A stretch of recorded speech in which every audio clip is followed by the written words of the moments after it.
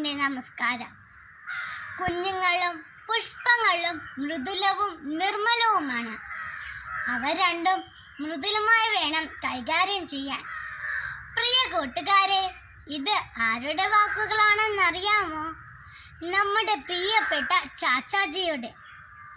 കൂട്ടുകാരെ, ഇന്ന് നമ്മുടെ ദിവസമാണ്, ശിശുക്കളുടെ ദിനം. അതെ, ശിശുദിനം. കുഞ്ഞുങ്ങളെ ഒത്തിരിയേറെ സ്നേഹിച്ച ചാച്ചാജിയുടെ ജന്മദിനം. ആധുനിക ഇന്ത്യയുടെ ശില്പി എന്നറിയപ്പെട്ടിരുന്ന പ്രഥമ പ്രധാനമന്ത്രി പണ്ഡിറ്റ് ജവഹർലാൽ നെഹ്റുവിൻ്റെ ജന്മദിനം.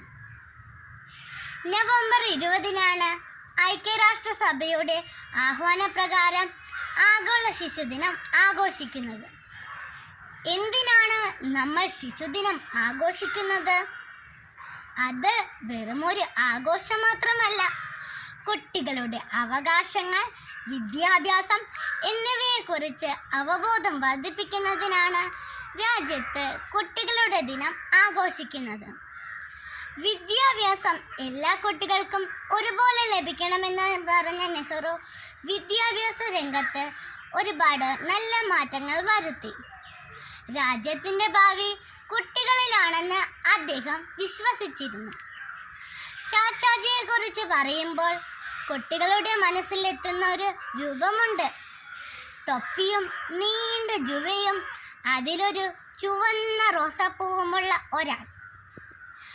പ്രകൃതിയും മനുഷ്യനും ഇണങ്ങി ജീവിക്കുന്നതിൻ്റെ ആവശ്യകതയും പ്രാധാന്യങ്ങളും കുട്ടികളെ ഓർമ്മിപ്പിച്ചിരുന്നു അദ്ദേഹം. കുട്ടികൾക്കെതിരെയുള്ള അതിക്രമങ്ങളും അനീതികളും കൂടി വരുന്ന ഈ ലോകത്ത് ബാലവേലയും കുട്ടികൾക്കെതിരെയുള്ള ആക്രമണങ്ങളും ഇല്ലാത്ത ഇന്ത്യയാണ് നെഹ്റു സ്വപ്നം കണ്ടിരുന്നത്. വിദ്യാഭ്യാസത്തിലൂടെ മാത്രമേ അത് നേടാനാകൂ എന്ന് അദ്ദേഹം തെളിയിച്ചു. മഹാനായ അദ്ദേഹത്തിൻ്റെ ആഗ്രഹം പോലെ നമുക്കും പഠിച്ചു വളർന്ന് നല്ലൊരു ഇന്ത്യക്കായി ഒത്തുചേർന്ന് പ്രവർത്തിക്കാം. എല്ലാ കൂട്ടുകാർക്കും എൻ്റെ ശിശുദിന ആശംസകൾ. ജയ് ഹിന്ദ്.